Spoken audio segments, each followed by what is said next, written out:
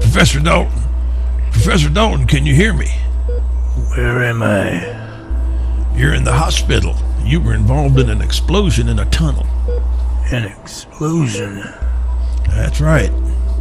The police dug you out of several feet of rock and debris. Oh, yeah. Blackstone. What happened to Blackstone? Oh, you mean Dr. Regis Blackstone? Well, all I have to say is you're in a lot better place than he is right now.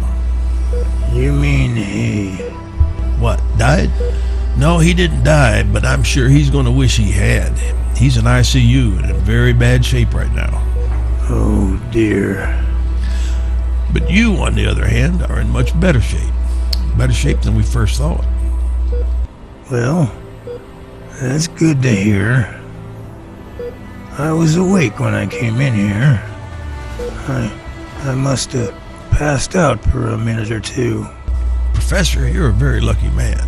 When the rescue crew dug you out a few yards from the entrance, you were soaking wet. You were as wet as if you'd been in a swimming pool with your clothes on. But Dr. Blackstone wasn't, and at first nobody could explain it. The explosion set fire to half the tunnel and burned everything in it to a crisp, but the other half was soaked with water. Apparently Dr. Blackstone was blown one way and you was blown the other. The tunnel was stocked with gallons and gallons of water. There were dozens of water storage containers, all of which were stored in the front half of the tunnel, closest to the entrance by the park. When the explosion occurred, it ruptured every last container in the tunnel, creating what basically amounted to a flood, which instantly put out the fire. Professor Dalton, that water saved your life. How did they figure all that out in such a short amount of time? Brooksdale Fire and Rescue is a crackerjack team of people. Yeah, but I didn't think even they could work that fast. Oh, it's time for your medication. Here you go. What? But you just gave me some a few minutes ago when I came in. Professor Dalton, that was 3 days ago.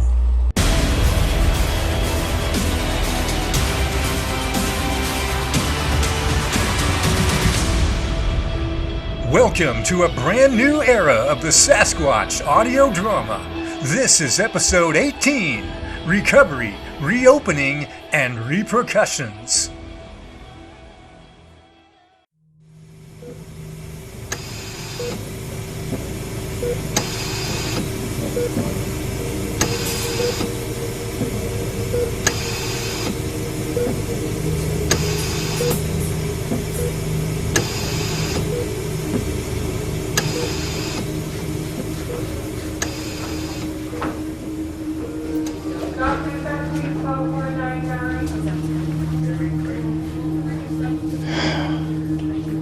Oh boy.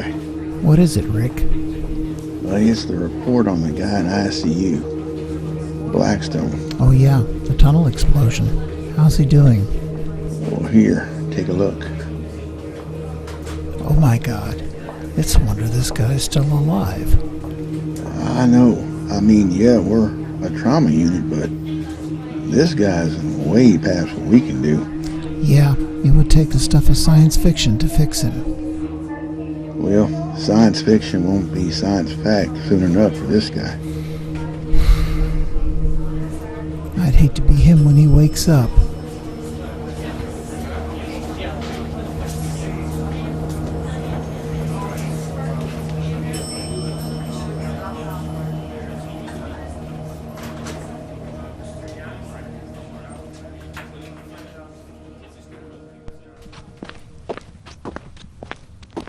Dr. Forrest, dial 118, please. Dr. Forrest, please dial 118.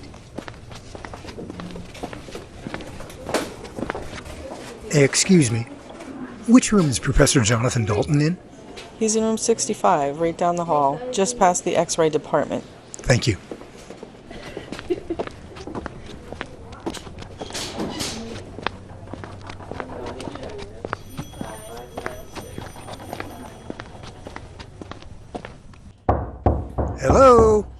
Is this where they keep all the old people who refuse to die in tunnel explosions? Doctor, excuse me while I prepare to punch this young man square in the nose. Oops. I think I've got the wrong room. Pardon the interruption. I'll just quietly retreat and leave now. Jerry, get in here. You know I'm just messing with you. Hey, there he is. Mr. Jonathan Dalton, tough as nails and twice as rusty. How you doing, Chief? Oh, not too bad.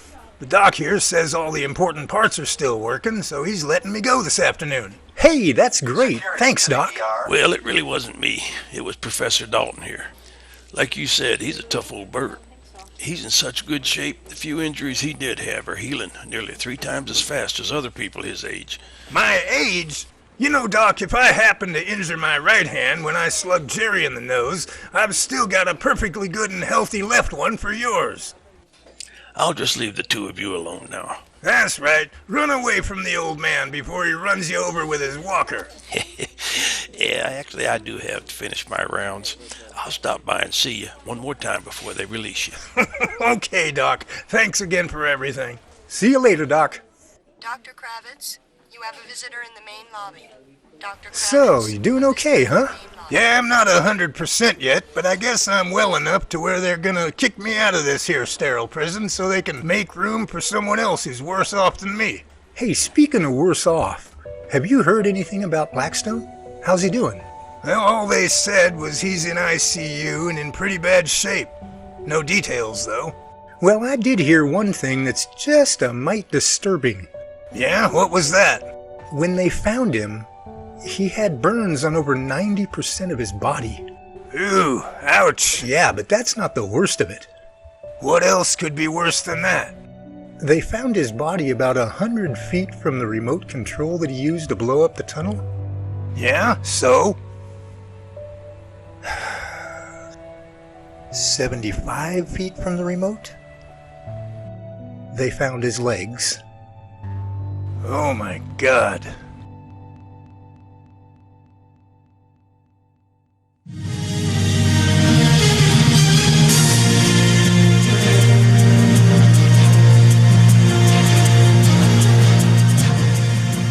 Good morning. Welcome to the KRQR Morning Report. I'm Mia McMasters. Our top story this morning. Cleanup continues from the Brooksdale Tunnel explosion that occurred 3 days ago. One of the 2 victims of the explosion, 65-year-old Professor Jonathan Dalton, is, quote, recovering nicely, says Dr. Delbert Applewood of Brooksdale Medical Center. In fact, the good doctor is quite impressed with the professor's progress. I've never seen anyone his age recover so quickly from that kind of event. Most people that age take much longer to recover, especially after being unconscious for 3 days. At first we were looking at what seemed to be long-lasting head injuries. But when we looked at his current test results compared to results from when he first arrived, it's the difference between night and day. Dr. Applewood says Professor Dalton will be released later today.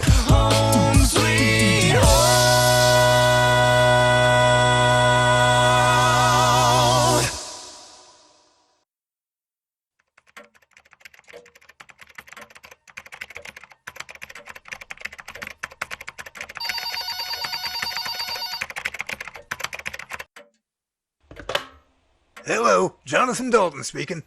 Hello, Professor. This is Alexander. Alexander, hello. What do you know? Well, I have to return to Russia in the morning. You do? Yes, I have been invited to be part of a Bigfoot research team using the tiny microphone to track them. Really? And just how will they plant the mic on them? Why, even the friendliest Bigfoot isn't just gonna stick out his hand and say howdy. Yes, this is yet to be determined. Attaching it to the body might be out of the question, but there are other ways. Putting it on a common location where they spend a lot of their time might be an option. Or maybe attaching it to a piece of cloth and then give them the cloth as a gift. So there are other ways of working around the problem if handshaking is not possible.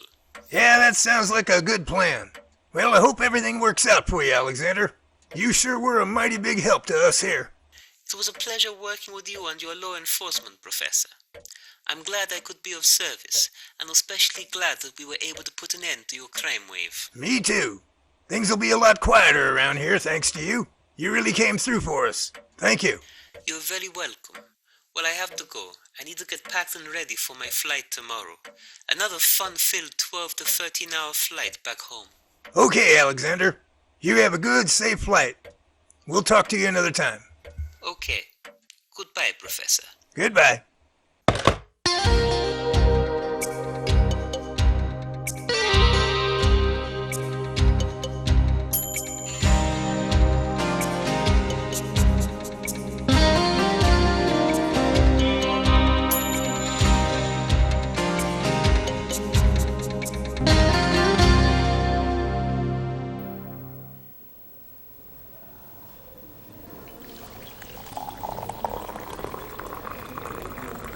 Hey, Ted, you seen the new guy they hired to replace Jennifer Simmons?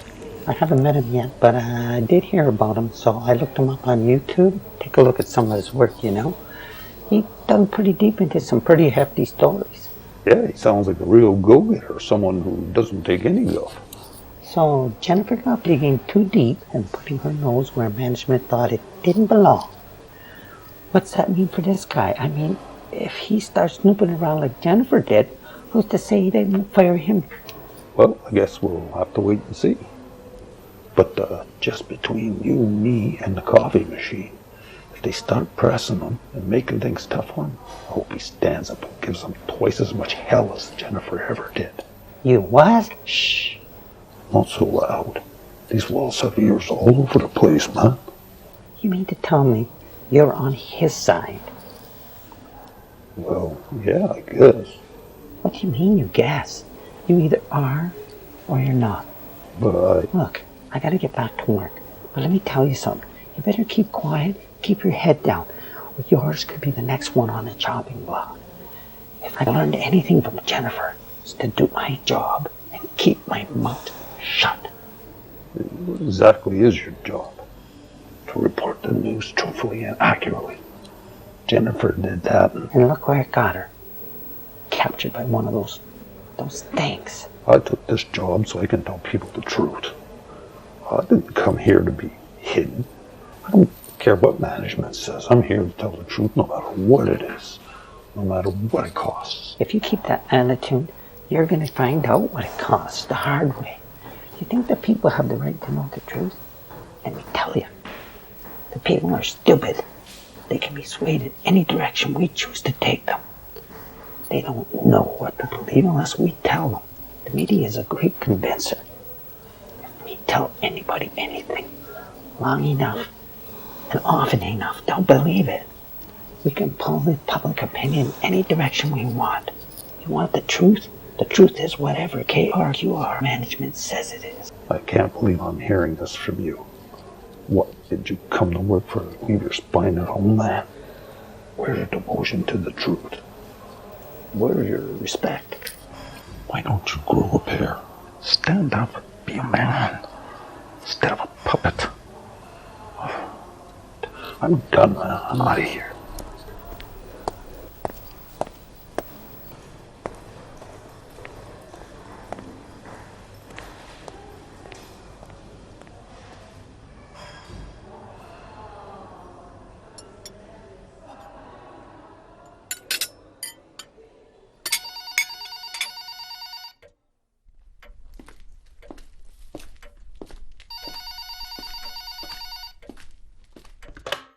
Hello, Jonathan Dalton speaking. Hello, Professor Dalton. This is Captain Willis with the Brooksdale Police. Yes, Captain. How are you? I'm doing very well, Professor. And to what do I owe this occasion? Well, I bring good news for you and your research team. Oh, yeah? And what might that be? Well, with Blackstone and the thug out of the way, things are starting to settle down and get back to normal. And, well, I don't see any reason why you couldn't reopen your lab and get back to work again. Well, Captain, that's about the best news you could have given me today. That's just fan-freaking-tastic. Thank you. You're very welcome, Professor. I'm glad to be the one to tell you. Unfortunately, we spend most of our time handing out bad news with traffic tickets and the like. So it feels good to once in a while be able to hand out good news like this and make somebody's day. Well, I'll tell you, Captain, you've certainly done that for me. That's for certain, sir. Well, personally, I can't wait to see the lab open for business. I've been holding something inside of me for a few years now, and it's been eating a hole in me ever since. I reckon it's time for me to let it out. Now, I can't talk to you about it on the phone, but I can stop by the lab on my day off, and I'll tell you all about it. Well, Captain, that sounds like a Jim Dandy idea. We'll do it. Give us a few days to set up and get things back in order again, and I'll be glad to hear your whole story. Thank you, Professor. I'll do that. Hey, I gotta run. Okay, and thanks again for the great news. You're welcome, Professor. I'll see you soon. Bye-bye.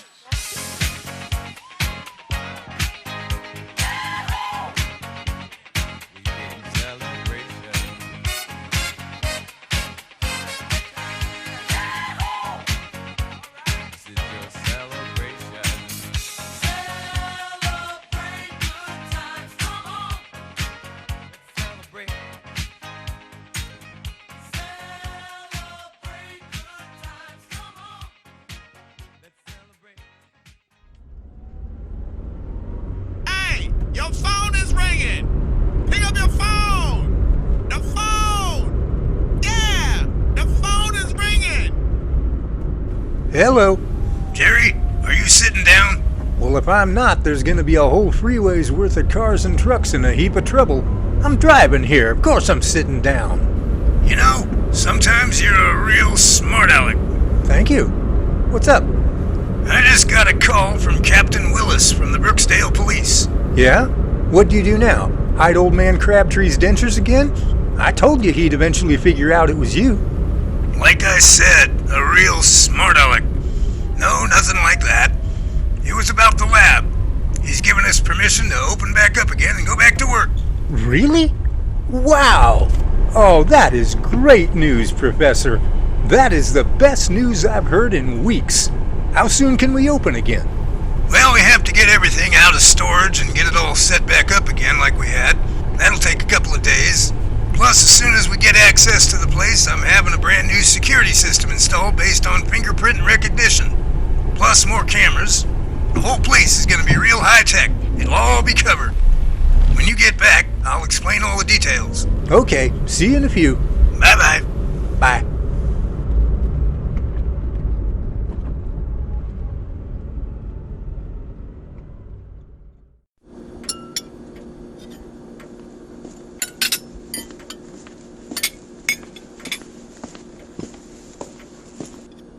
You know, Professor, I was thinking. I thought I smelled something burning. What? Oh, it's on now. Let the insult wars begin. You sure you can handle me? After all, I have over 30 years more experience at this than you do. 30, Schmurdy. I can take whatever you throw, catch it, and throw it back twice as hard. You think so, huh? Well, we'll just see about that. Meantime, what are you thinking about? Seriously, what?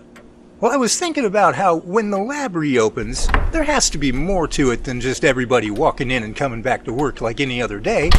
This needs to be a celebration, a party, like a grand reopening. Why, Jerry, that's about the best idea I've heard out of you in a long time. That's a Jim Dandy plan if I ever heard one. We'll do it. And at the same time, we could celebrate your recovery. Well, I don't know about that. I'm just... Ah, come on, Professor. You'd love it and you know it. And how about opening it up to more than just our own local people? How about inviting all the researchers from all the labs in the area? You mean turn it into a real wingding? A bash. The place is big enough. Why, we could clear out the whole lab and turn it into a dining room. We could fit, I don't know, maybe 75, maybe even 100 people in there. Yeah, and there's only 3 labs within reasonable traveling distance. There's only about 20 to 25 people working in each one. So even if 25 people from each lab show up, that's 75 plus our own people.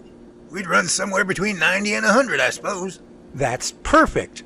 Hey, how about food? Maybe a catering service? Well, I'll call Randy's Roadhouse and set all that up. They have steaks, burgers, fish, salads, the works.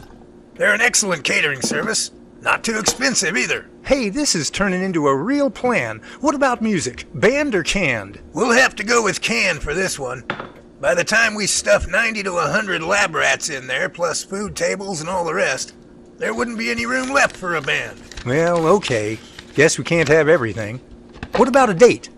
Well, there aren't too many women around here that are my age. No, I mean a calendar date. When do you want to hold the party? I know, I was just messing with you.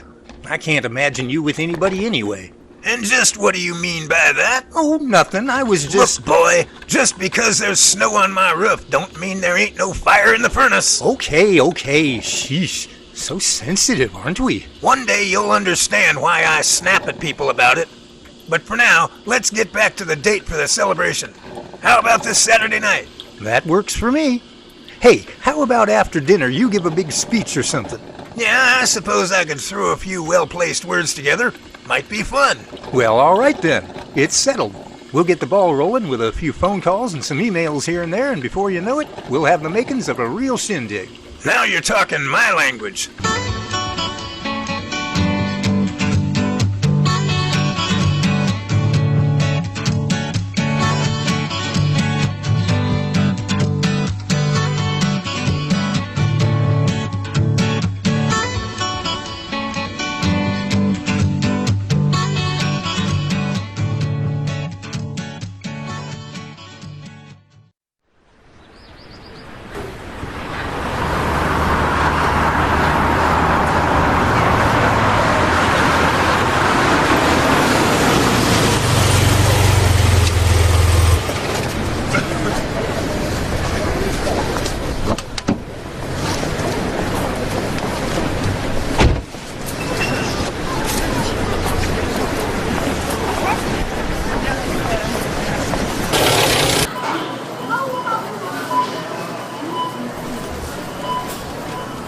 Okay, let's see. What's on the list? Milk, cereal, bacon, eggs, orange juice, and ding-dongs. Breakfast of champions if I ever heard of one. Alright. Yeah, let's check out the newsstands. See what's going on in the rest of the world. Let's see. Brooksdale Daily, Tribune, the California Chronicle, the... Hey, what the... Oh, this is so not happening. Bigfoot shot dead. Scientists await body for study? What the H-E double toothpicks is this all about? The world may soon know the truth about the elusive creature known as Bigfoot sooner than it thought, as it has discovered on Sunday that an unnamed California man claims to have shot and killed a Bigfoot and has reported it to scientists at an undisclosed California Science and Research Lab. Delivery of the body is set for 3 a.m. Wednesday morning under cover of darkness so as not to draw attention. Oh, this is just wrong in so many ways. When I get out of here, I gotta show this to the professor. I can't believe this.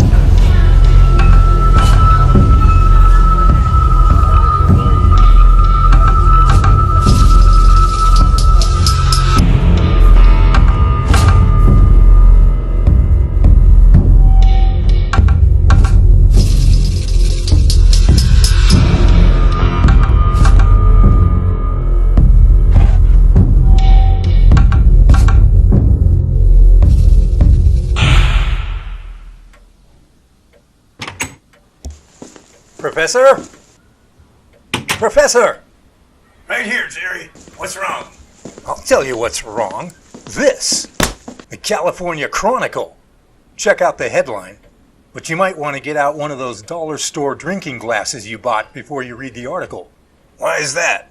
Because when you're done reading it, you're probably going to want to throw it across the room. Let me see this here thing. Let's see what's got you so riled up here. Let's see here. Unnamed man shot and killed a Bigfoot. Undisclosed scientific research lab. Delivery of the body, 3 a.m. Under cover of darkness. Why, this is nothing but a bunch of hooey-balooey. You mean it's not truey? Between me and Yui, it's full of spatooey. But I've never known the Chronicle guys to write such a vicious pack of lies. How do you know they're really lying? There might have really been a Bigfoot dying. But if this is real, then what do we do? We're not big enough, just me and you. Well, we don't have the power to fight the masses. They'll knock us both down, flat on our backsides. That doesn't rhyme. I realize that, but this is a family show, and I ain't stepping over that line. Well, it was fun while it lasted. Yeah, it sure was. Professor, what can we really do about this? I mean, this is serious. As soon as one person shoots one, everybody else is going to jump on the bandwagon and do the same. Unfortunately, we can't stop everybody, but we sure can make an effect on our little corner of the world. And this Saturday night, our little corner of the world is going to grow by 4 times as big, so we can affect 4 times more people. I've been working on my speech for Saturday night. Maybe this will be the best chance we've ever had of getting a message to everyone about how shooting them is just flat wrong. Yeah, but these are all going to be Bigfoot researchers who feel the same way about it as we do. You'll be preaching to the choir. Well, that's true, but the choir can take that message and spread it out in places where we can't get to. Besides, the people who are set on shooting Bigfoot are in a state of mind that cannot be argued with anyway. They're set in their ways, and no fancy speech, no matter how powerful it is ever going to change their mind. In order for them to change their thinking, they have to have their own personal experience. The only thing that would change their thinking would be if Bigfoot was officially declared an endangered species, with penalties for shooting one, whether they be financial or imprisonment. But until that happens, we've got a mighty big battle on our hands.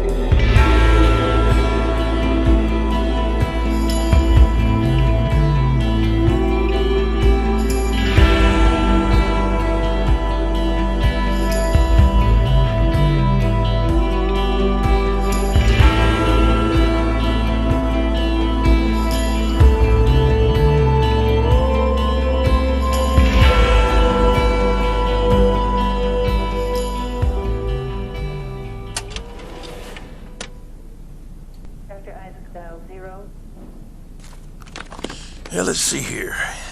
Blackstone report. Let's see how old Regis is doing.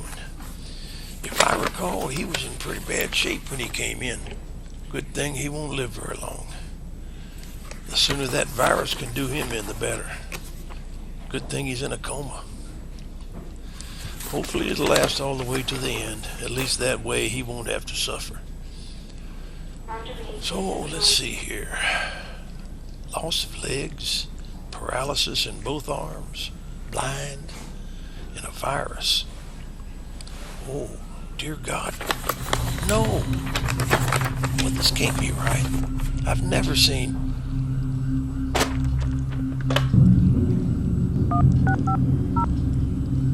I need to get a second opinion on this one. Hello, Ben. It's Delbert. Have you seen the Regis Blackstone report? Yeah, the one at tunnel explosion? Uh-huh. Yeah, that's the one. Both legs gone, paralysis in both arms, and blind. Well, did you see the part about the virus? Yeah, that's right. He had less than 30 days to live. I figured if he doesn't wake up from the coma, he'd just pass without any suffering. Now, Ben, you and I have known each other going on 50 years, and you know I don't play practical jokes or mess with people's heads or anything like that, right? Well, I was just looking through this report, and Ben, the virus is gone.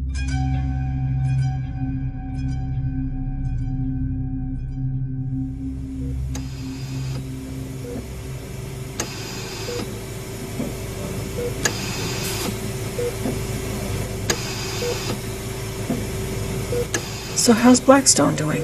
He's still in a coma. It's a good thing. Just a matter of time before the virus takes him. Oh, didn't you hear?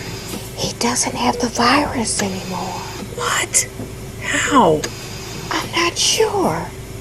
Something about the explosion knocked it out of him, or killed it off, I guess. So when he wakes up, he's gonna have some pretty bad news to deal with. Yeah, that's for sure. He's definitely not going to be the man he used to be.